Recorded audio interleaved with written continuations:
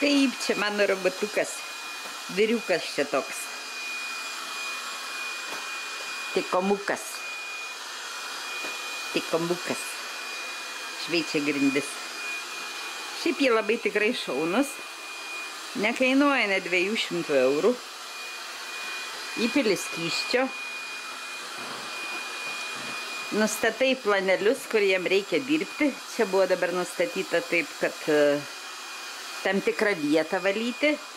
Tai yra ir drėgmė, varo drėgnai ir sausai. Dabar čia nustatytas sausai, kad yra medium stiprumas, nuo vidutinis stiprumas, o kad skysčio reiškia tas mopping būtų aukštas, in high. Nu, tikrai labai patenkinta, va jau 3 mėnuo, jis fantastinis, kur nori parodai, kur nori nuneši, aišku, neturiu visuose 3 aukštuose, 2 nors, bet tai nunešu. Ir ten įjungi, susiranda, kokia ten vieta yra ir jis pradeda dirbti. Nu, fantastinis. Geriau už bet kokį vyrą turbūt, ar ne? Net eina iki kampų, jis eina prie kėdžių labai gerai. Mat galiu parodyti. Pavyzdžiui, tokios normalios kėdės, va, normalaus dydžio, platumo, tai jis lengvai pralenda. Na, jeigu bus siauros, tai ne, tai reikia tada žiūrėti. Na va, padėjau aš jam vidury kelio. Žiūrim. Čia tikom 9000, man labai patiko. Kaina tokia padori. Va, ir jis visur aplaksto, kuriem reikia. Čia buvo ant 1,60 m ant 1,60 m galiu nustatyti. Tai yra vieta, kurią nori daugiau pavalyti. O šiaip tai yra smart cleaning, tai reiškia smart, nu, protingas. Jis labai protingai sulaksto visur. Ypač į naujoj vietoj, jeigu pastatai, jis nusprendžia, ką ten reikia daryti. Nustatymų yra daugiau, va, jis eina čia tam 1,60 m dabar. Dirbam.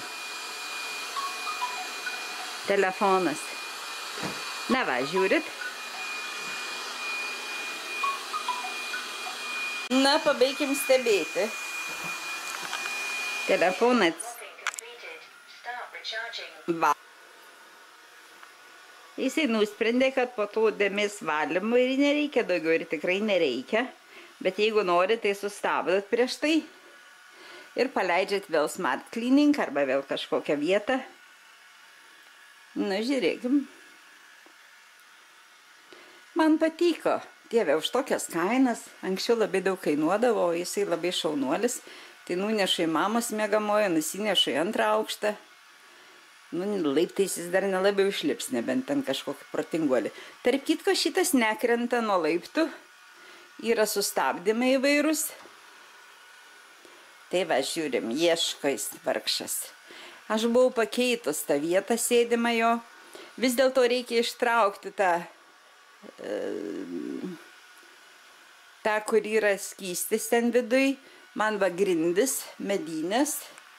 Tai vis dėlto ilgiau sėdint, aš palikau su skysčiu, nors išėmiau tą plokštelę valymo.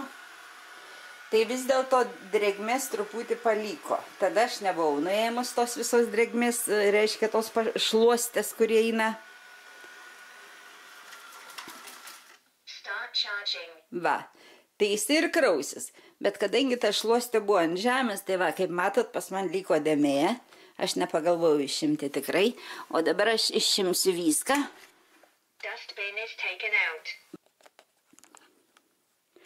Tai va, sėdėdamas ant medinių grindų, vis dėlto ten yra pačioj skystis, va, mato, čia toks dalykas, kuris nusiema, va, štai šitaip ir užsideda.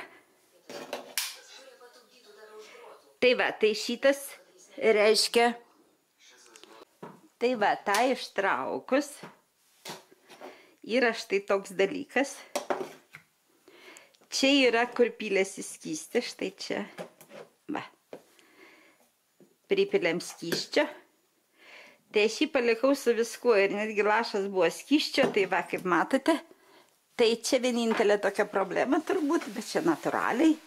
Tai liko, kad man visas šitas dalykas ant grindų stovėjo medinių. Jeigu ten kokie linolėjumai, tai aišku, nekenks. Šitą paliksiu išplausiu, paliksiu džiūti ir šitas va atsidaro, reiškia, vidus. Tuo atidarysime, atsiprašau. Va, štai šitaip. Čia prisirpta.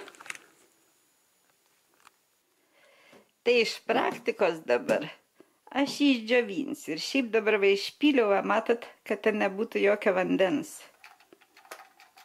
Tegu pabūna, tegu padžiūsta, jam nekenkia. O ten tegu pasikrauna.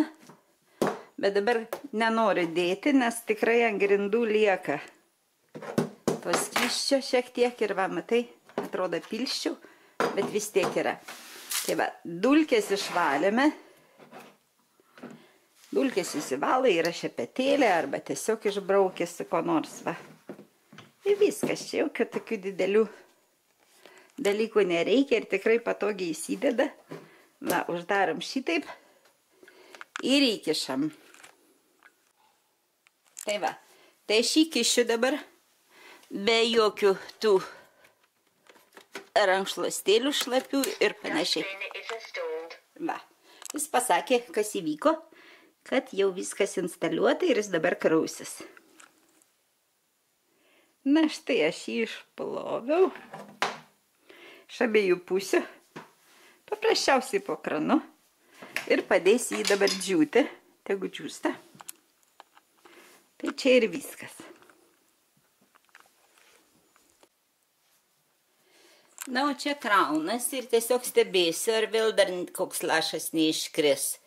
Šiaip jam įtaisyti jūsų namuose ar kieno nors namuose reikia šonuose, kad būtų po metrą. Pas man ten mažiau, bet va čia priekį nors 2 metrai. Kitaip jis neras įvažiuoti.